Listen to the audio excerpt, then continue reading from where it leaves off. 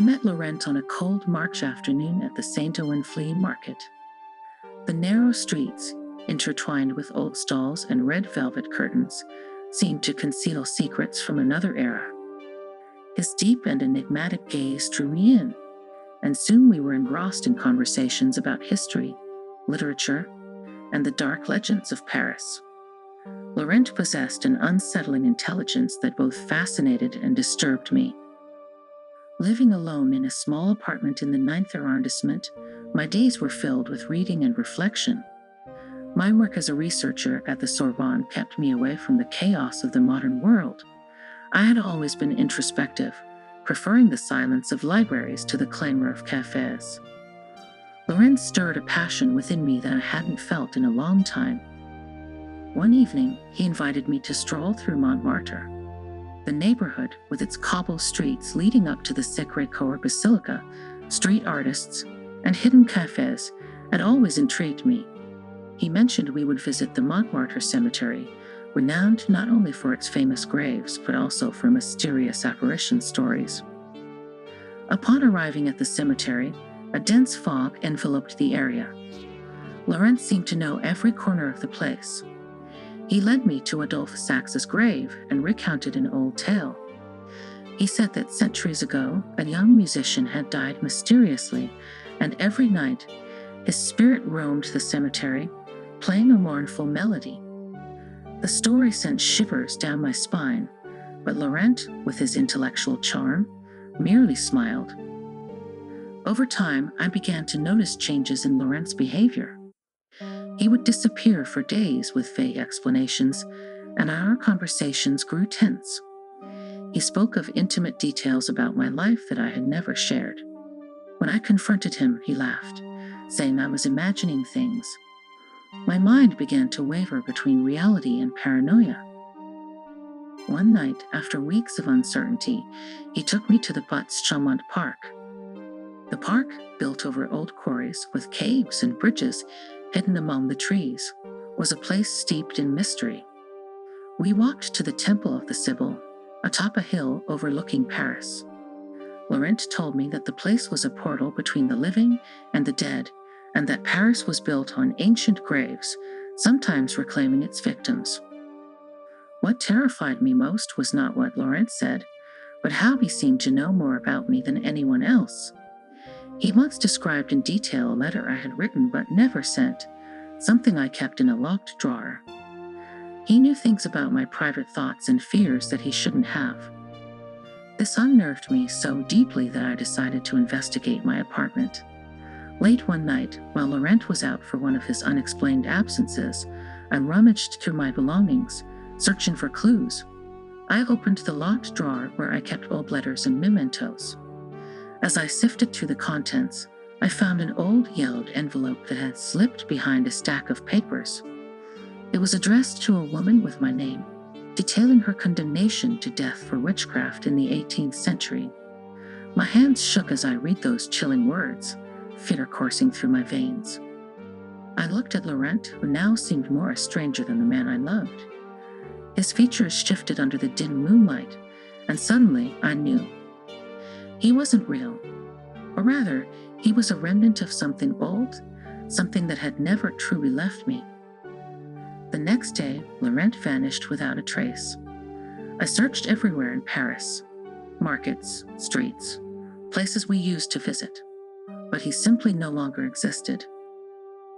When I returned to the Montmartre Cemetery, I found an old photograph at Adolphe Sax's grave. It was of a woman who looked exactly like me, holding the hand of a man who seemed to be Laurent. Eventually, I left Paris. The city, with its history and beauty, became unbearable.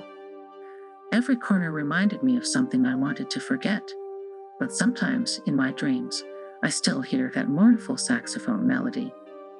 Laurent never truly left me, and perhaps he never will.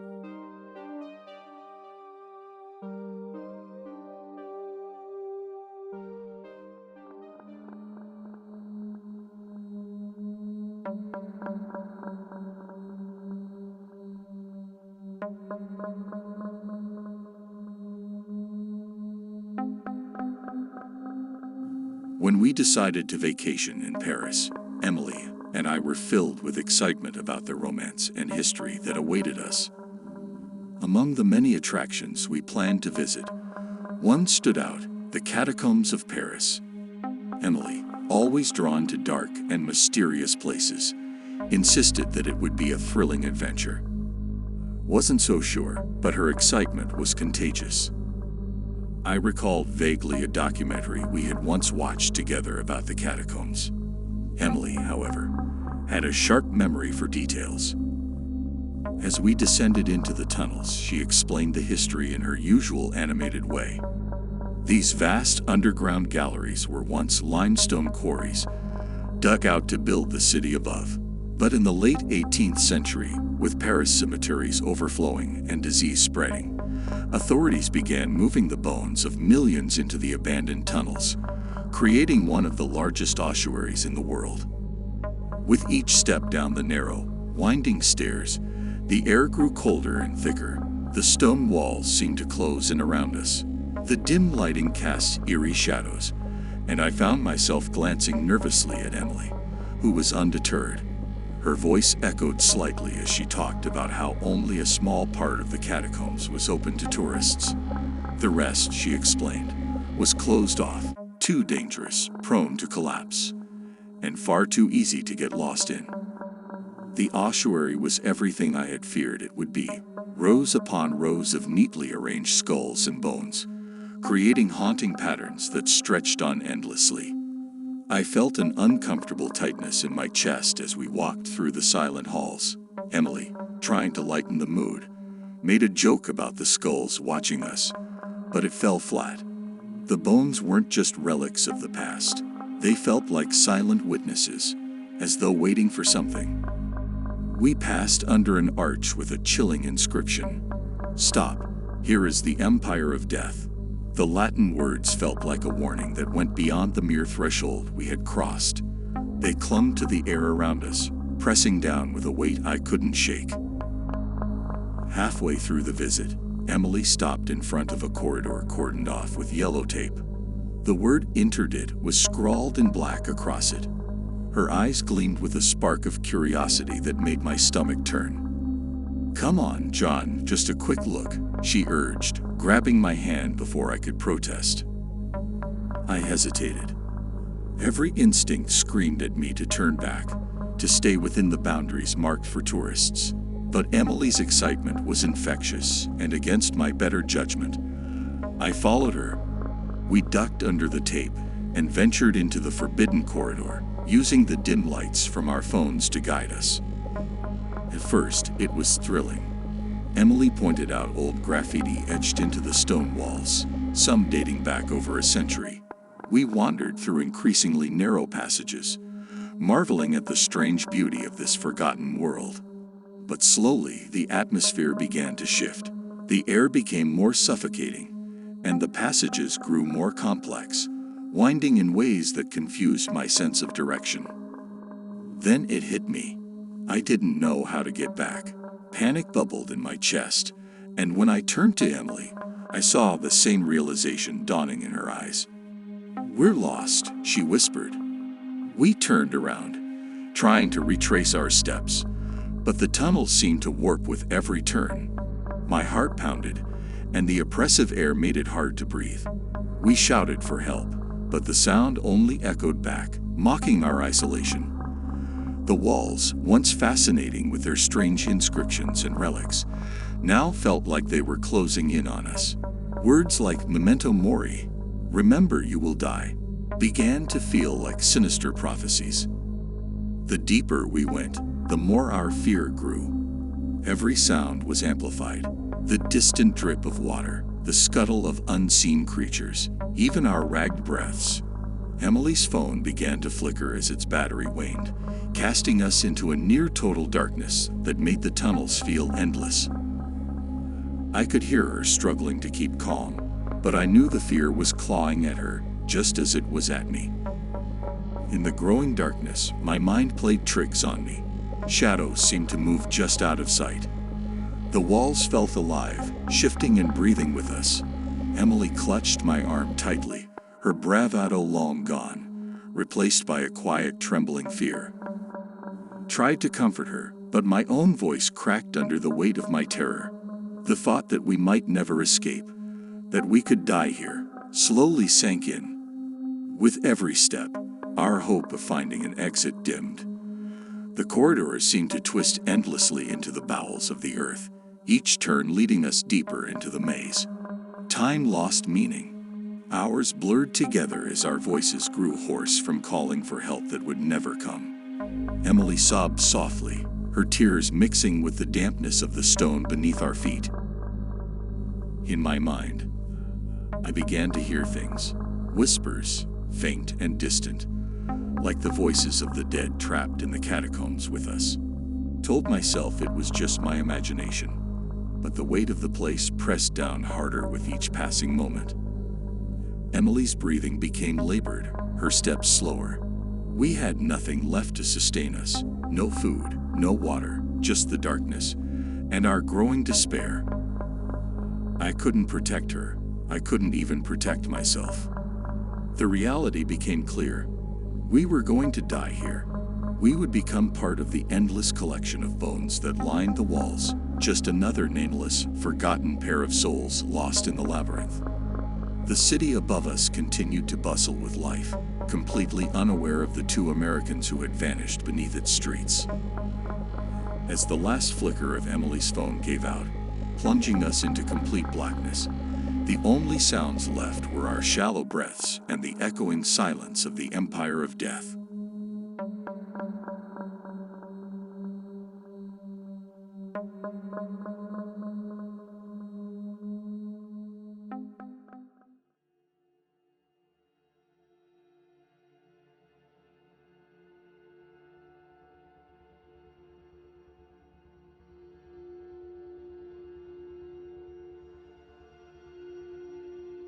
When I moved to Paris, I was determined to conquer the city, to rise above the ordinary. For someone like me, life had always been a game with pieces spread out on a board, and I was the only player who knew the rules.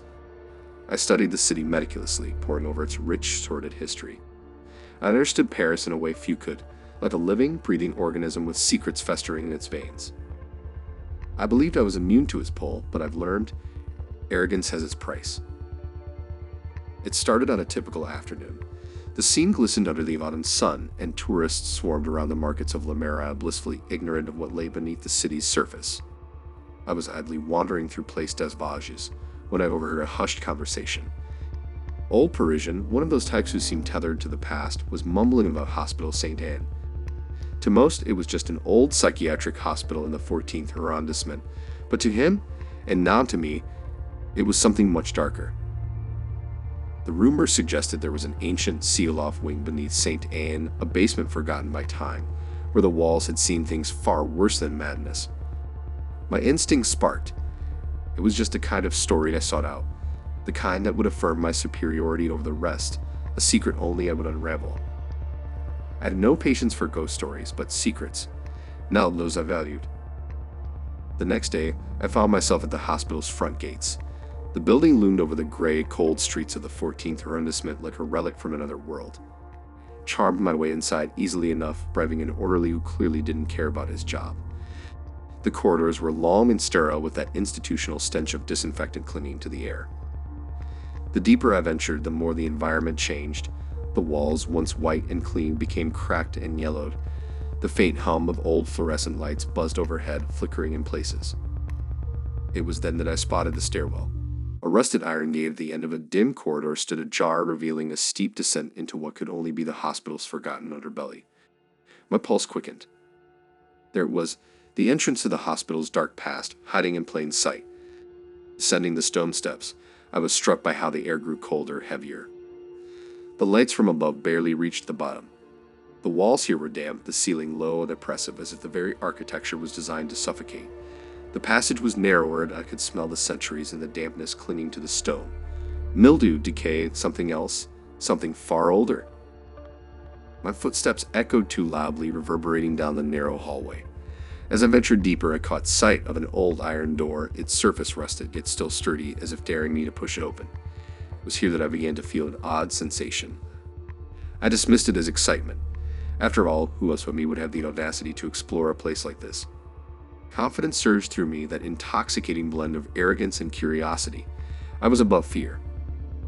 I forced the door open with a groaning creak. The room beyond was small and bare. Dust coated the floor. In the center, there was a single chair, an archaic, brutal thing that looked more like a device of torture than anything else. Leather straps hung loosely from its arms, as if waiting for someone to fill its vacant space. I moved closer, noticing faint, dark stains on the chair, blood or maybe rust. I scoffed. Someone had clearly staged this, trying to capitalize on the hospital's reputation for the macabre. My eyes swept over the room, noting the strange carvings etched into the stone walls, Latin inscriptions. Most were too worn to decipher, but one phrase stood out clearly: "Et puriator porta inferni," the gate to hell. How dramatic, I thought, yet there was something undeniably unnerving about it. I felt a shiver creep up my spine, but I pushed it down, suppressing any hint of unease with the confidence that had always served me well. Then I saw the files. On a dusty table, old patient records lay scattered, fragile with age. I'd leafed through them, skimming the names and diagnoses, until I reached the last one. Jacques Lemoine, the details were scant, but the conclusion was always the same: not located. I laughed quietly. Was that a euphemism for escaped or something more sinister? The old Parisian story came back to me. The basement where no one enters and no one leaves. Foolishness. But then, the door behind me slammed shut. It was loud and final. My heart raced, but I wasn't afraid. Not yet. The handle wouldn't budge. I pounded on the wood, my voice echoing through the abandoned space. It was only then that I noticed something. The air in the room had grown even colder, and the shadows seemed to lengthen, even though there was no source of light. I turned back to the chair. It wasn't empty. A figure, faint and indistinct, sat in it, the outline of a man just barely visible. My mind raced. The rational part of me screamed that it was a trick, a play of light, a hallucination. But another part, something deeper, knew better. Suddenly, a voice echoed in the room. My voice. Non localize. It was coming from the chair. The figure turned its head slightly, as if acknowledging me, though its face remained blurred like an image half-formed in fog. My confidence shattered. This wasn't just a trick. This wasn't something I could explain away. I felt the weight of the hospital's forgotten past crushing down on me, and all those lost souls, all those patients trapped here by their own madness. I tried to leave, but no matter how hard I banged on the door, it didn't move. I was locked in. The figure stood up slowly, its movements impossibly deliberate. I felt my knees weaken. It stepped forward, and though it had no face, I knew it was looking at me, watching me. My arrogance had led me here. It thought I could toy with the secrets of Paris, but now I was the one being toyed with. And then I understood. Jacques Lemoine wasn't lost.